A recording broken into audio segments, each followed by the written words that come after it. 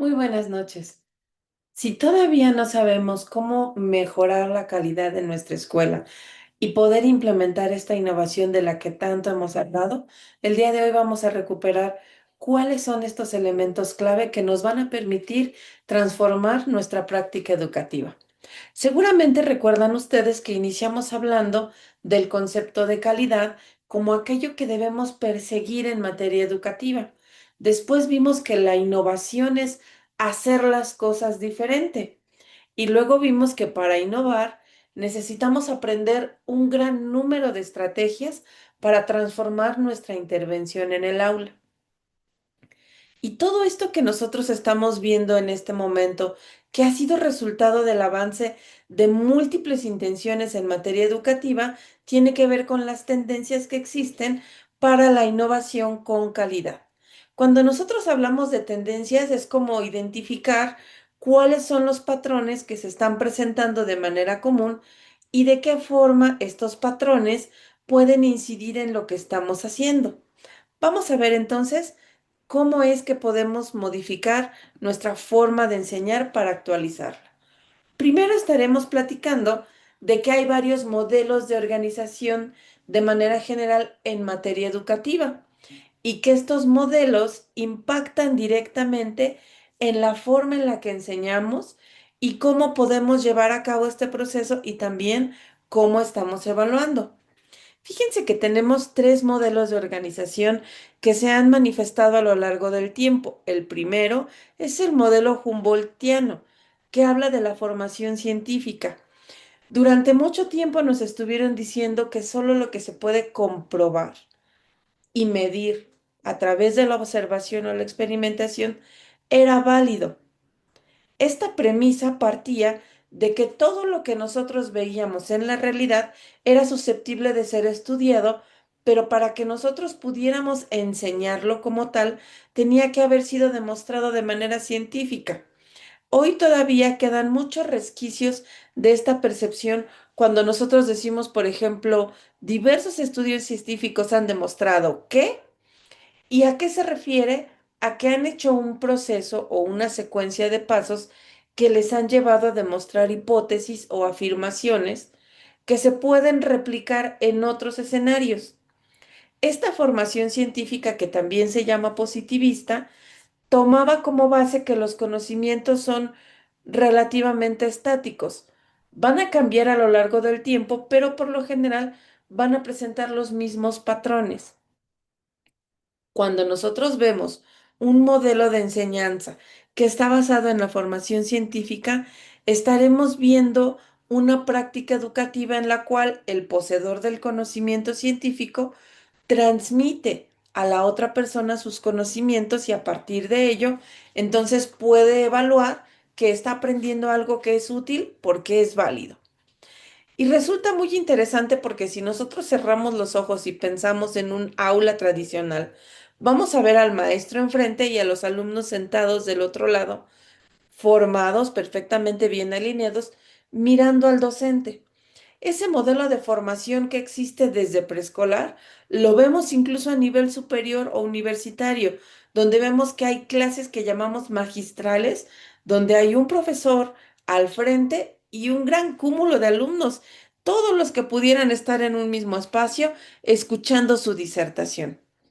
Y no quiere decir que hayamos dejado de lado este modelo, pero no puede ser el único que represente lo que es la educación.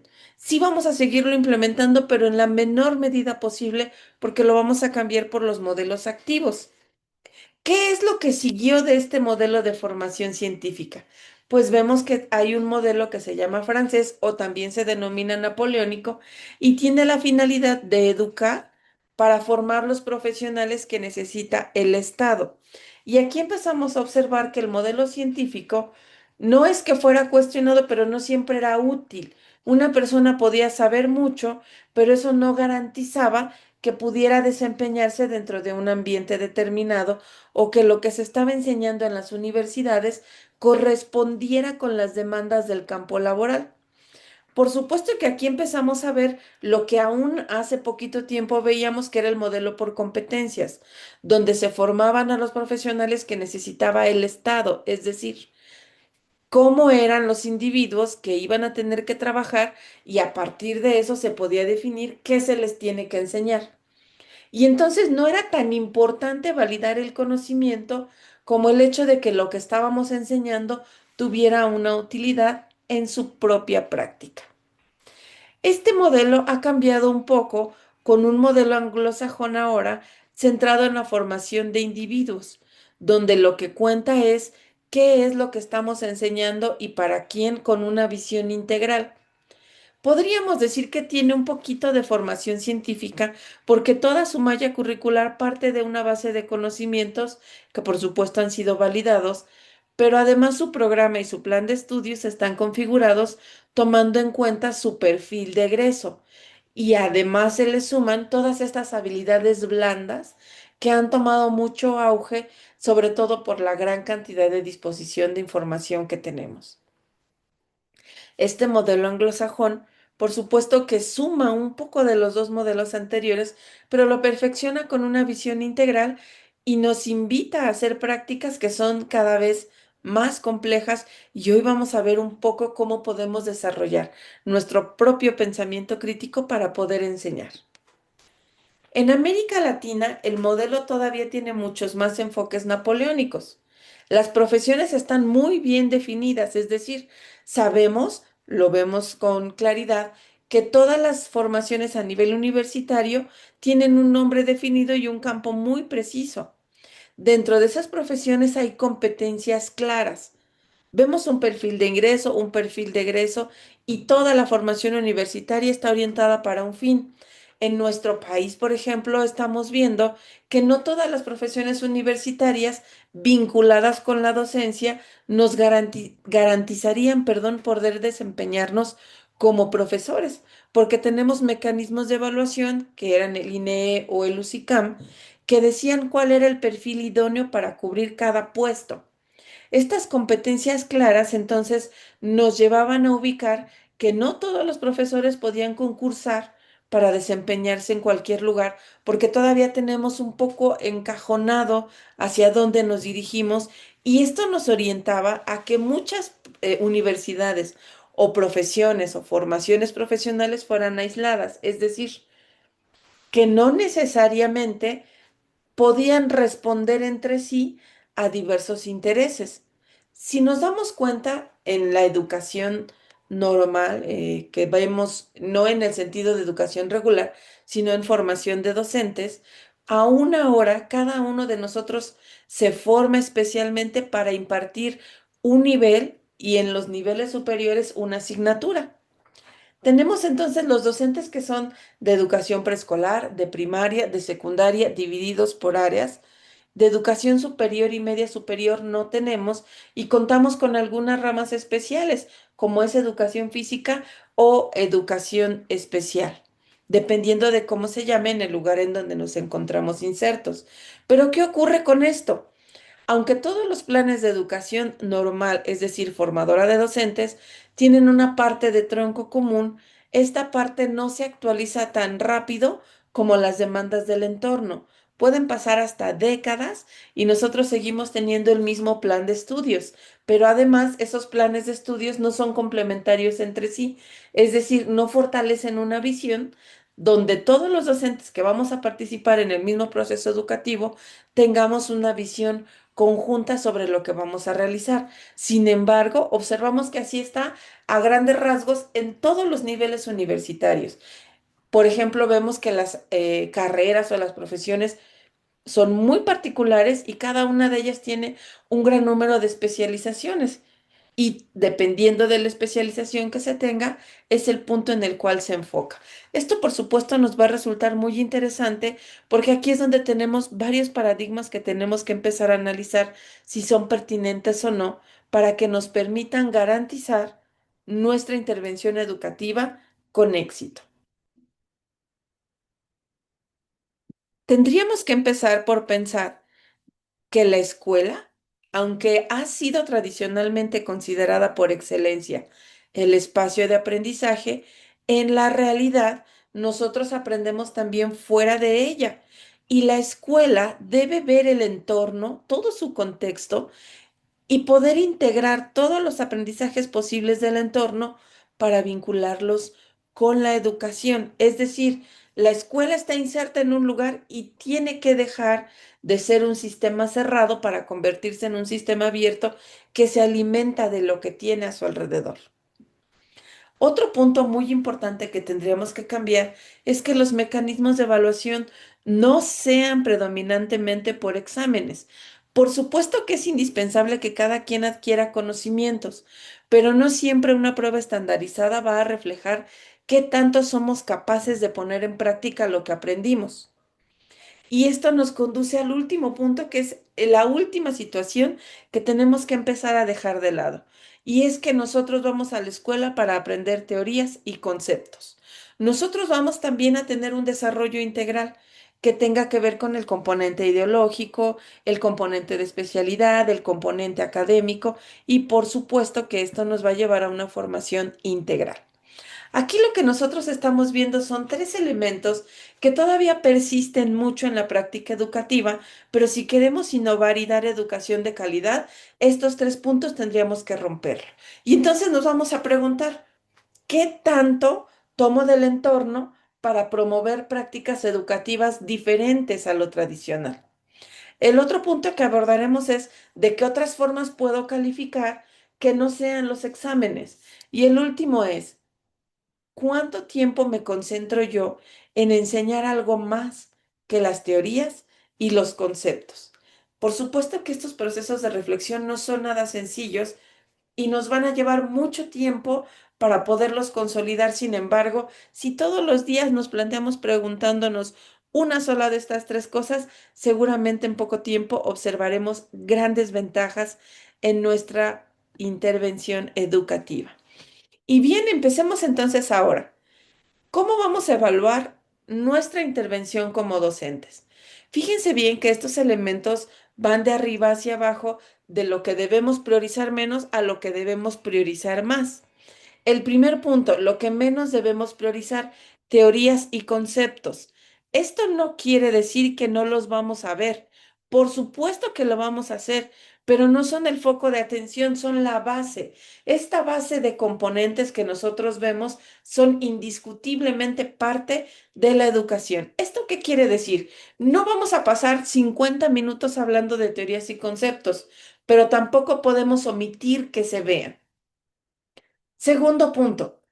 La escuela realiza mucho énfasis en la asistencia a clases. Y claro que va a ser muy importante, siempre y cuando lo que ellos hacen en clase no lo puedan hacer fuera del aula. Aquí entonces vamos a tener una corresponsabilidad. Si nosotros queremos que la asistencia a clase sea algo en lo que debemos enfatizar, entonces nuestros alumnos no pueden hacer en su casa lo que hicimos nosotros. Tendríamos que eliminar las repeticiones, las exposiciones, los ejercicios cíclicos, los resúmenes y, por supuesto, el trabajo individual. Tercer punto, la importancia del profesor como fuente de información. Hemos rebasado ya desde hace mucho tiempo esos momentos en los cuales el solo hecho de conocer hacía que nosotros fuéramos indispensables. Hoy lo que tenemos que hacer es saber cómo hacer para que se aprenda. Y ahora sí empezamos con los otros puntos que sí tenemos que buscar. Primero, el aprendizaje independiente. Como docente, diseñamos perfectamente bien estos proyectos, trabajos o actividades conjuntas para que los alumnos, a partir de esa base teórica y conceptual, desarrollen todas las actividades que necesitamos hacer. Hechos y conocimiento instrumental. Este punto va a ser muy importante porque lo instrumental es qué hacemos con lo que tenemos y eso lo podemos reflejar en una situación práctica. Este punto nos va a llevar a pensar cómo nosotros vamos a poder ubicar acciones que llevemos a cabo dentro de nuestra intervención educativa que tomen como base referentes reales, empíricos, para que nuestros alumnos tomen decisiones. Y aquí vamos al siguiente punto. Para eso hay metodologías específicas.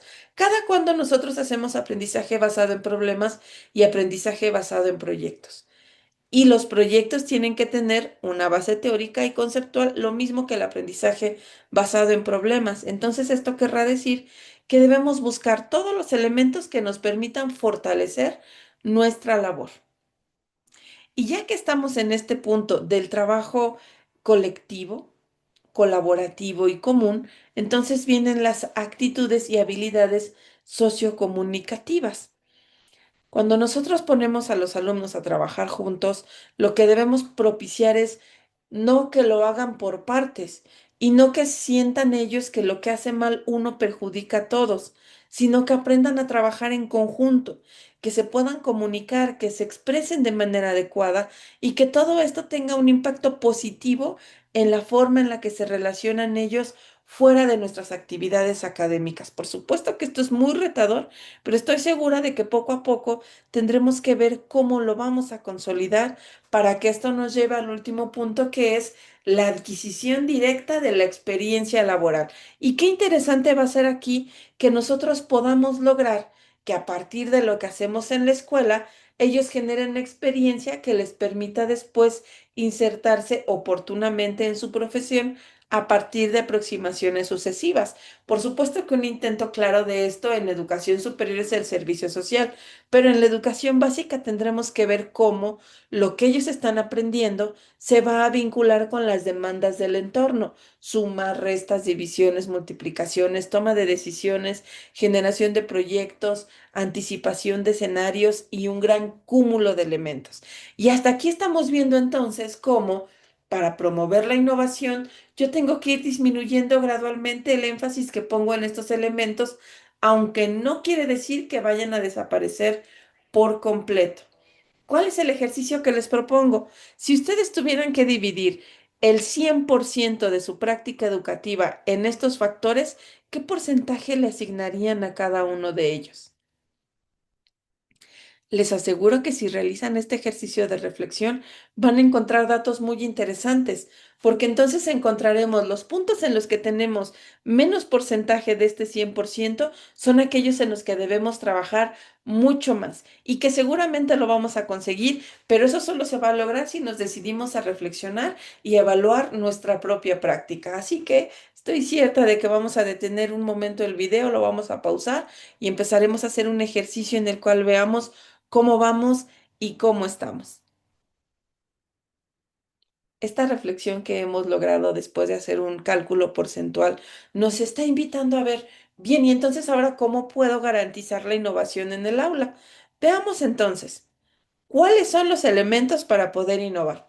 Primero, cuando nuestros alumnos vayan al salón, debemos promover el contacto con los compañeros. Que las clases no sean tan individuales como para que ellos no conversen con los otros, para que no trabajen con los demás o para que sea algo indeseable que intercambien información o se comuniquen. Segundo punto, diseño del plan de estudios. Tenemos que preguntarnos por qué viene este contenido, por qué me están pidiendo este proyecto, por qué estamos llevando a cabo estas sesiones. Este segundo punto, perdón, antes de pasar al tercero, nos lleva a pensar que más allá de que sea un plan de estudios que ya tenemos definido, lo que tenemos que ubicar es cuál es la esencia de haber integrado este contenido. Y entonces ya nos vamos al carácter práctico. Primero, cada cuándo les pido que investiguen, y si no les pido que investiguen muy frecuentemente, tengo que empezar a hacerlo. Lo segundo es integrar proyectos dentro de nuestra labor, y el tercero es que estos proyectos se manifiesten en prácticas. Y eso me va a llevar a reflexionar sobre calidad de la docencia. Pareciera que no es tan difícil, pero vamos a tener que hacer un checklist donde veamos, mi actividad del día de hoy promueve el contacto, entiendo con claridad por qué es importante este contenido. ¿Qué investigó mi alumno? ¿Cómo vamos a trabajar por un proyecto o llevaremos una práctica? Y entonces esto va a incidir necesariamente en la calidad de la docencia. Todas estas preguntas que nosotros nos hacemos al diseñar nuestros planes seguramente nos van a ayudar mucho, porque la tecnología a veces es un lastre. Estoy segura de que todos nosotros tenemos innovación y creatividad y podemos ponerla en marcha en muchos momentos, pero para eso tenemos que practicar nosotros también.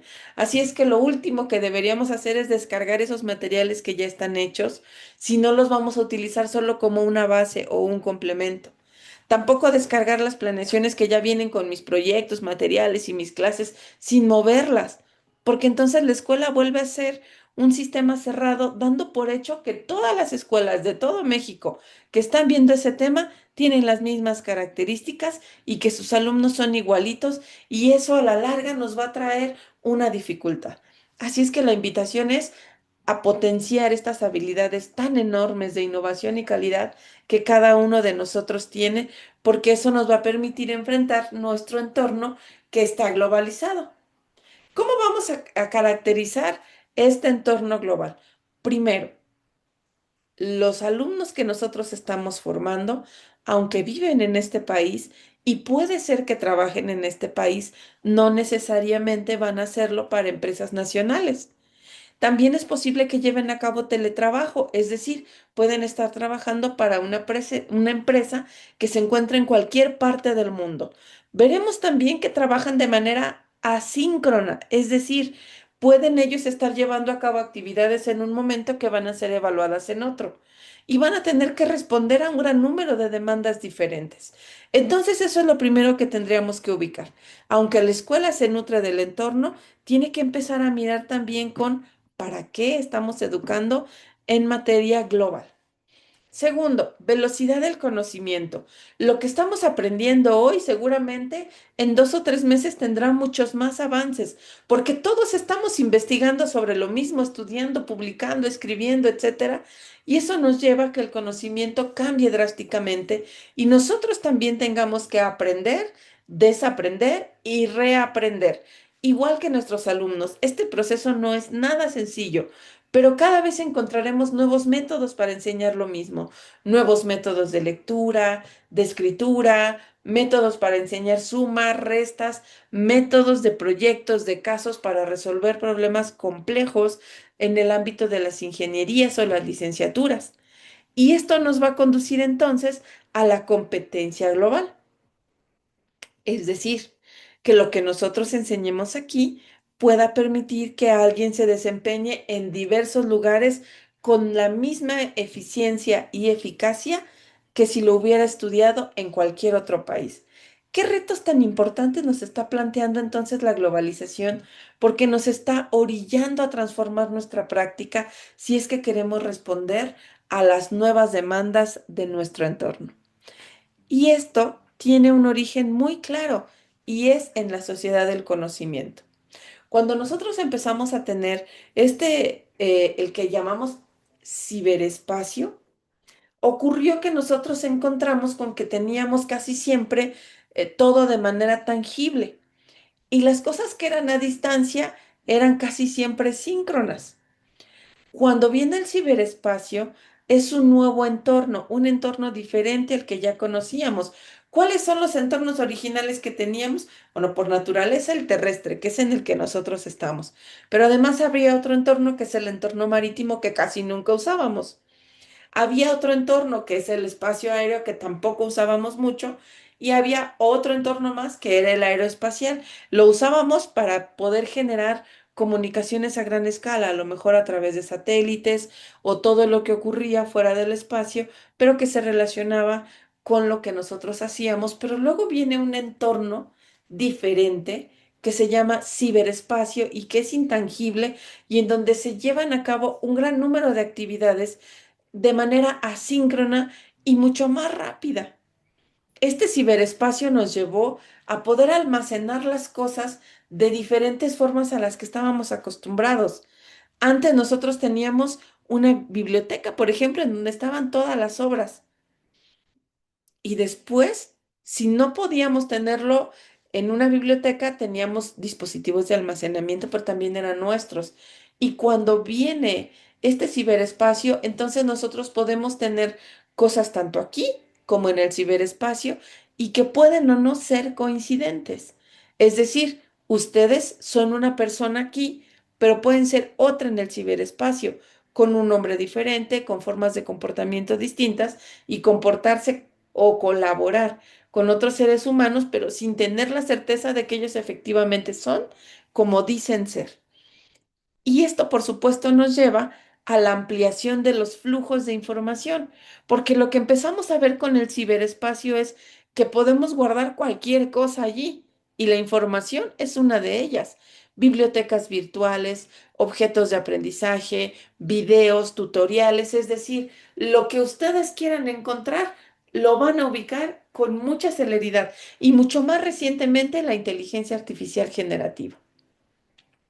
Sin embargo, esta sociedad del conocimiento está caracterizada por tres atributos muy importantes. El primero es la complejidad. Acuérdense que es la base de los sistemas abiertos, donde nosotros tenemos un sistema que está compuesto por sistemas más pequeños y a su vez por sistemas más grandes que se llaman suprasistema.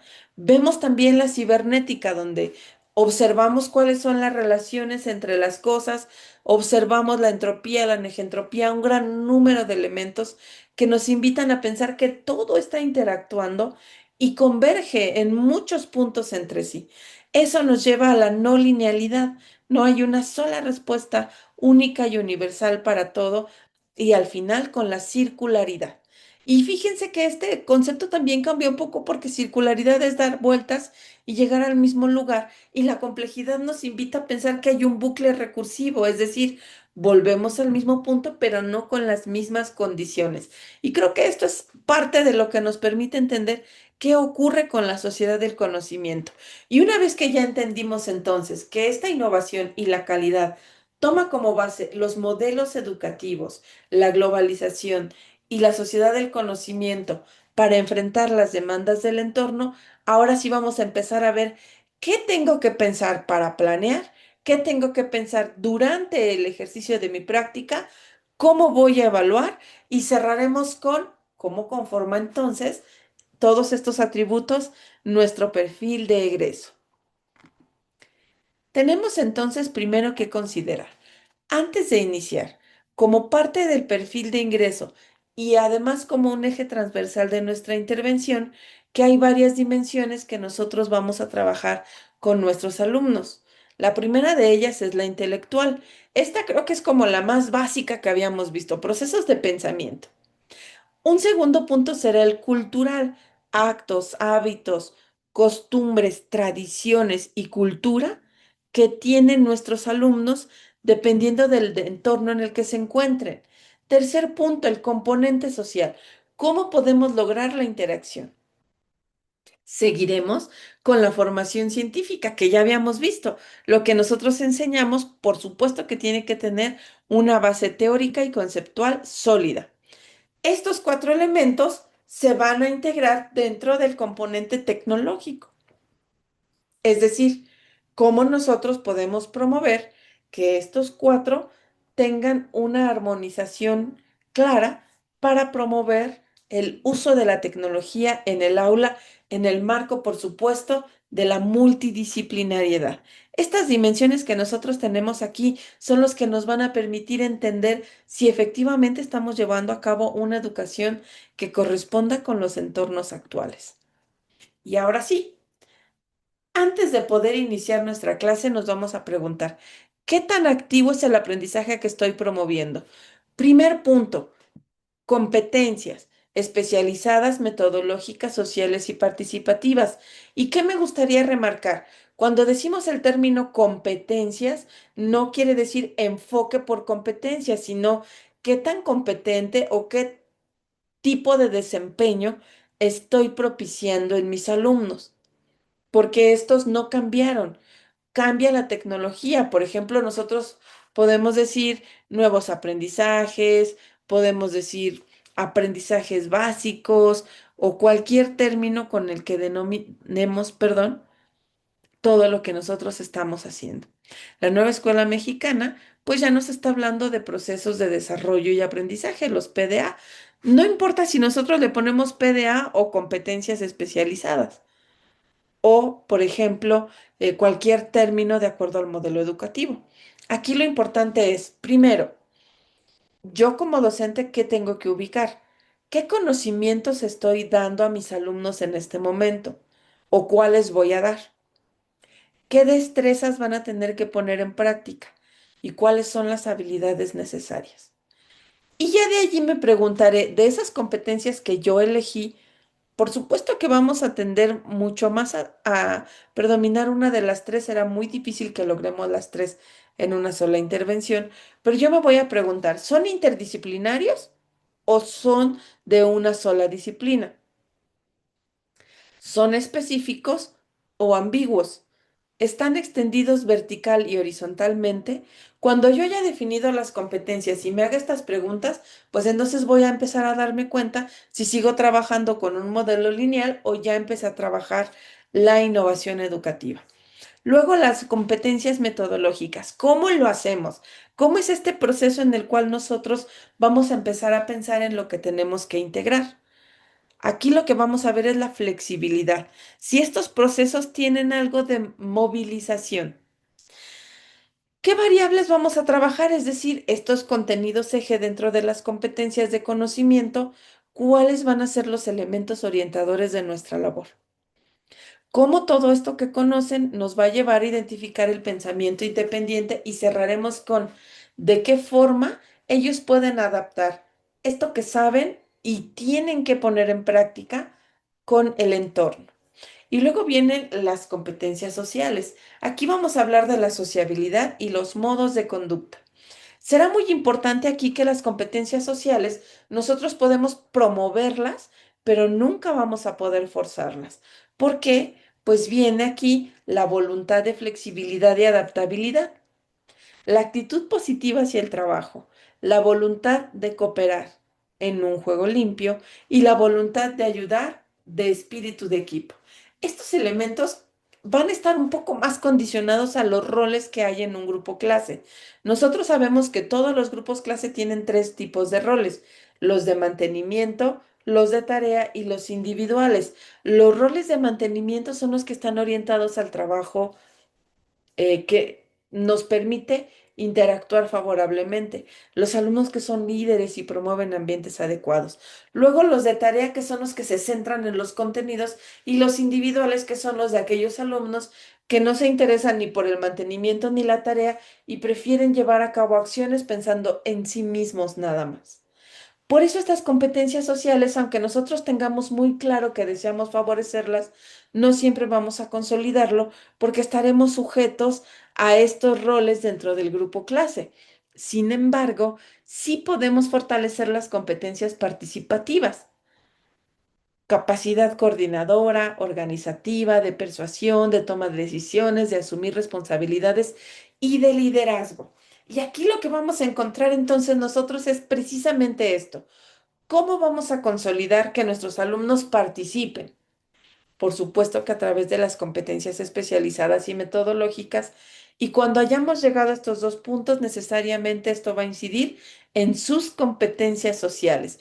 Y de esta manera vamos a planificar, observando que pongamos énfasis en todos estos elementos. Y una vez que ya lo hayamos hecho, ahora sí, vamos a intervenir.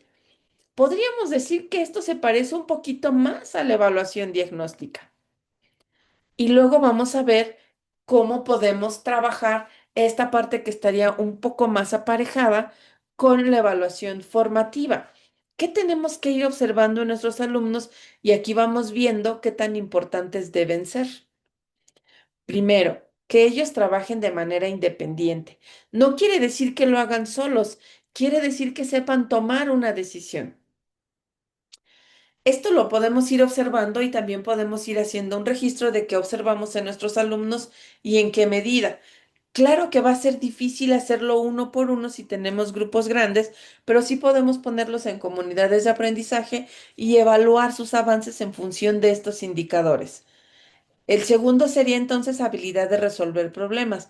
¿Qué tanto nosotros vemos que ellos están comprendiendo cuál es el problema y están trabajando en conjunto para poder enfrentarlo?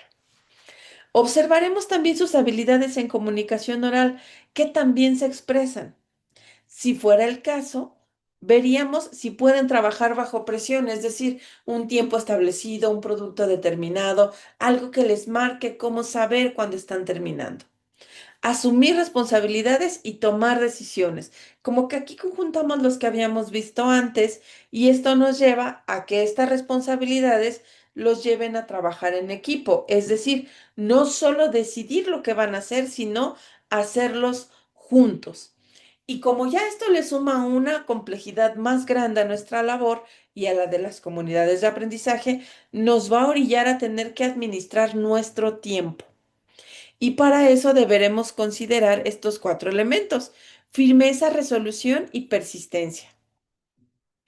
Y entonces, estos nos van a llevar a que cuando estemos trabajando en nuestros productos, lo hagamos con exactitud y atención al detalle. Finalmente, conforme vaya avanzando el tiempo, nosotros podemos ir observando si hay planificación, coordinación y organización, y todos estos elementos van a incidir en que todos vayamos caminando igual.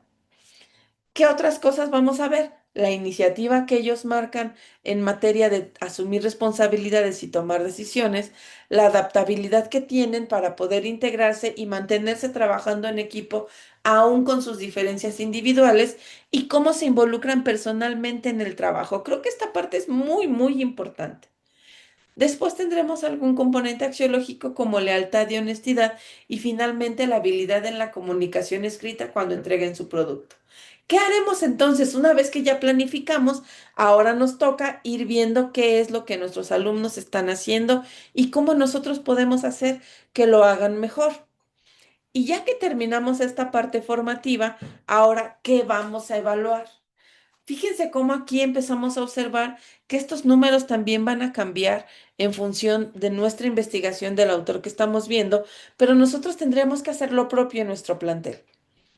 Una vez que el alumno termina, ese producto que nos está enseñando demuestra que adquirió competencias de negociación, es decir, resultado de todo lo que hicieron en el trabajo anterior, que fue formativo. Demuestra que han adquirido competencias de planificación, coordinación y organización. ¿Y cómo? Nos llevó a darnos cuenta que ellos asumieron responsabilidades y tomaron decisiones. Será un punto muy interesante que nosotros debemos considerar. ¿Cómo administraron el tiempo? ¿Cómo trabajaron bajo presión? Este punto no lo habíamos visto en la anterior, que es razonar en términos económicos.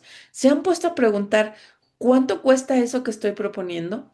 Y fíjense que aquí ya vamos a poder ubicar un punto que no habíamos tocado antes, que es como el resumen de los que hemos venido viendo, que es el liderazgo. Si ellos no son líderes, no todos necesitan tener desarrollada esa habilidad, pero la que sí es la habilidad para resolver problemas. ¿Cómo lo hicieron? La habilidad en comunicación oral, que también se expresaron. Y todo esto, ¿cómo les llevó a integrar los conocimientos que estamos viendo con otros conocimientos que tenían y algunos más que agregaron de manera distintiva? Conocimiento teórico del campo específico, habilidad para aprender y, si se puede, dominio de lenguas extranjeras. Como podemos observar entonces, para revisar un trabajo nosotros debemos hacer rúbricas o listas de cotejo o registros muy sistematizados para que podamos evaluar un gran número de cosas y no solamente el contenido. Y conforme los vamos observando, también podamos hacer elementos de corrección. Y ya que terminamos y que en todo este proceso de innovación y calidad educativa vamos a ver cómo podemos manejar todas esas propuestas que ya hemos visto de aprendizaje basado en problemas, aprendizaje basado en retos, del aula inversa, entre otros. Y aquí lo que nosotros entonces estaremos ubicando es, si yo hago esto de manera reiterada, ¿cómo puedo observar que ya funcionó? Bueno, pues aquí vienen las competencias profesionales. Una vez que nuestros alumnos egresan, deben ser capaces de asumir responsabilidades y tomar decisiones. Todo esto a través de la planificación, la coordinación y la organización de todo lo que hacen, pero que además será evidente su habilidad para resolver problemas y para trabajar bajo presión. Habremos logrado que ellos tengan habilidad de comunicación oral, el trabajo en equipo, la iniciativa. No habíamos visto pero es el pensamiento crítico. Este no lo podemos desarrollar en una sesión, por eso no lo pusimos en la parte formativa. Y no siempre podemos integrarlo en la planeación porque no tenemos la certeza de que va a estar presente. Pero una vez que ya concluimos, nuestras competencias profesionales van a estar orientadas precisamente hacia este pensamiento crítico. Luego nos vamos con la habilidad de comunicación escrita, el conocimiento metodológico y el conocimiento teórico. Todos estos elementos que estamos viendo aquí son los que nos permiten entender a la educación en su gran totalidad.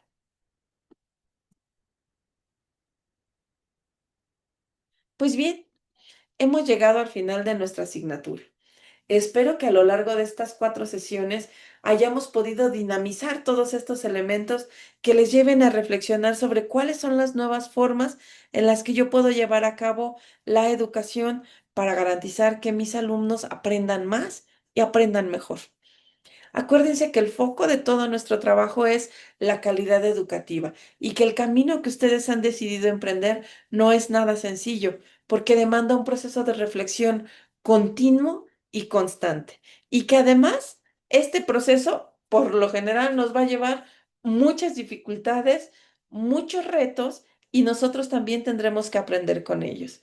Espero que todos estos contenidos sean de utilidad para ustedes. Para mí siempre es un gusto compartir este espacio académico. Mi nombre es Alejandra Bernal y estoy a la orden. Que tengan todos ustedes un excelente día.